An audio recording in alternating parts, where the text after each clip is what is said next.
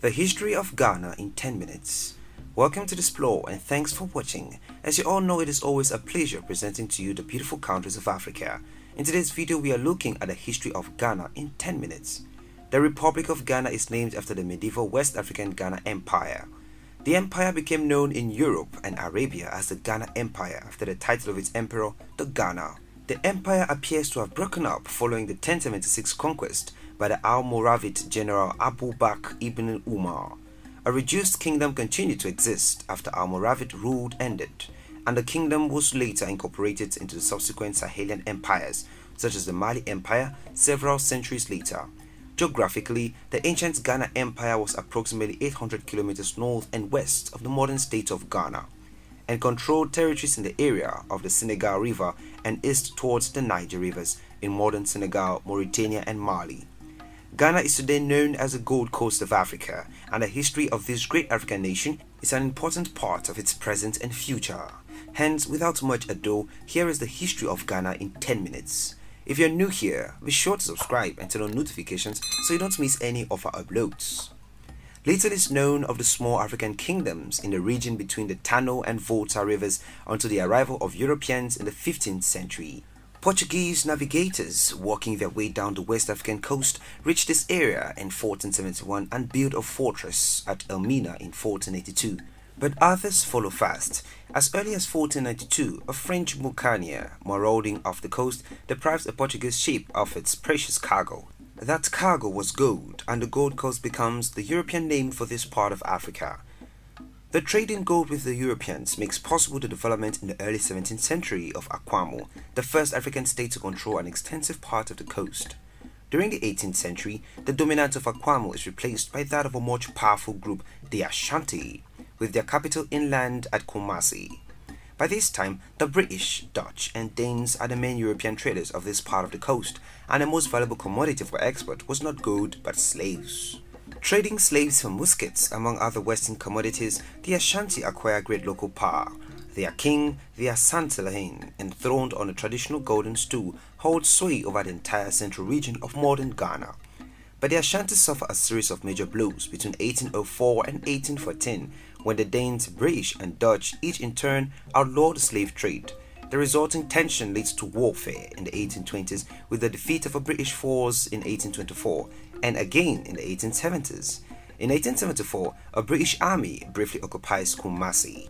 Meanwhile, in the coastal regions, the British are gradually emerging as the main European power. The Danish fortresses, including the impressive Christiansborg Castle in Accra, are bought by the British government in 1850. The last Dutch merchants abandoned the coast in 1870. And in 1874, the southern regions are formally proclaimed a British colony under the name Gold Coast. But it takes another 3 decades before the Ashanti Kingdom and its dependencies in the north are finally brought under British control.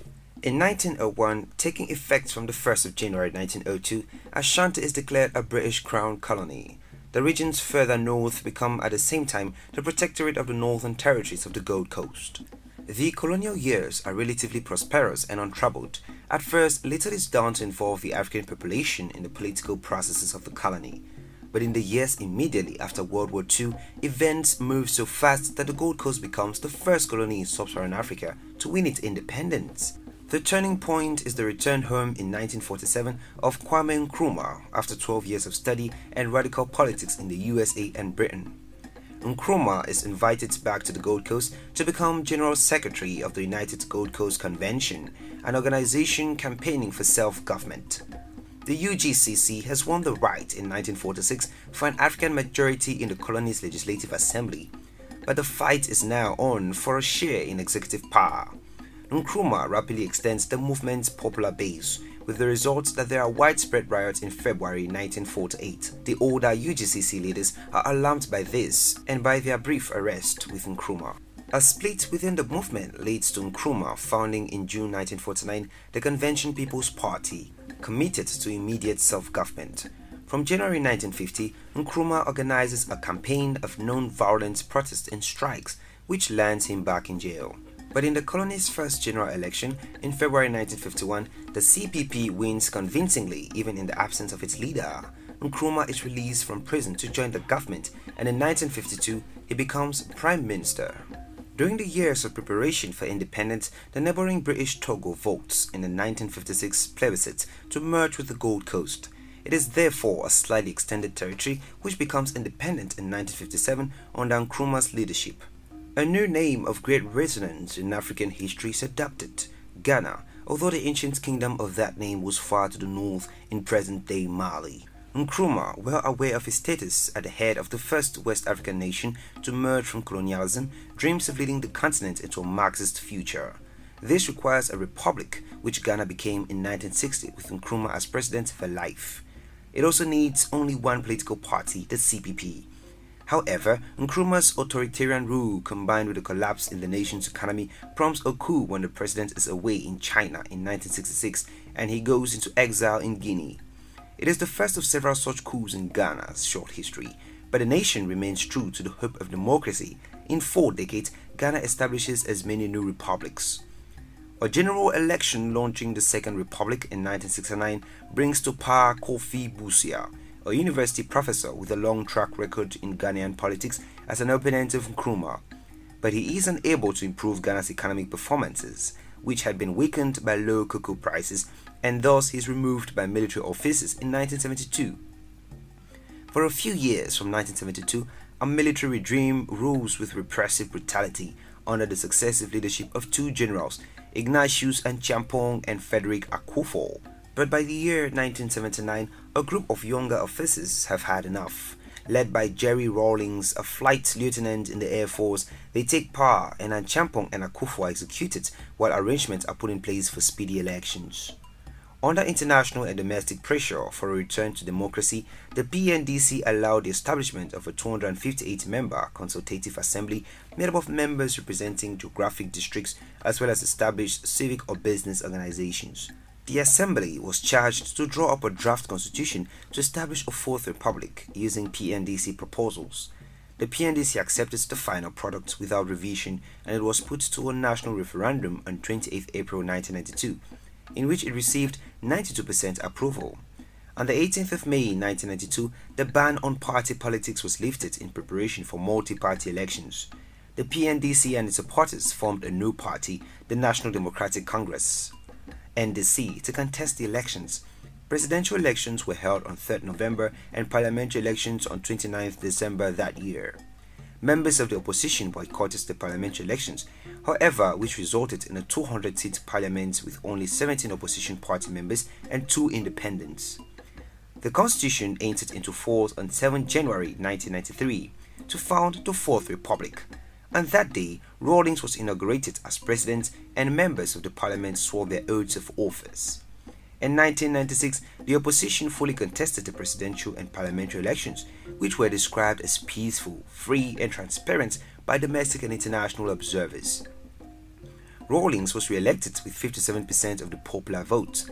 In addition, Rawlings' NDC party won 133 of the parliament's 200 seats, just 1 seat short of the 2/3 majority needed to amend the constitution, although the election returns of 2 parliamentary seats faced legal challenges.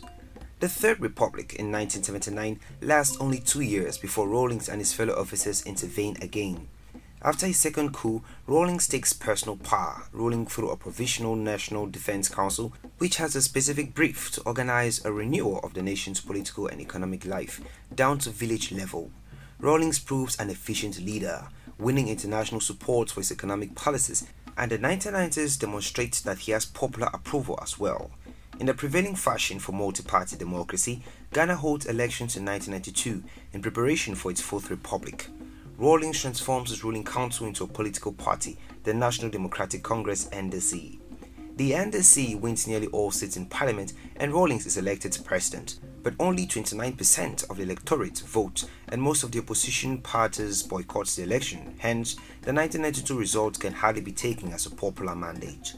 However, elections in 1996 at the end of the 4-year term are altogether more significant. There are other presidential candidates, at least one of them enjoying wide support. Yet Rawlings astonishes observers by winning 57% of the vote to his nearest rival's 40%, and the NDC retains its absolute majority in parliament. After 2 terms as an elected president, Rawlings stands down for the presidential election of December 2000. It is won by the opposition leader, John Kufuor.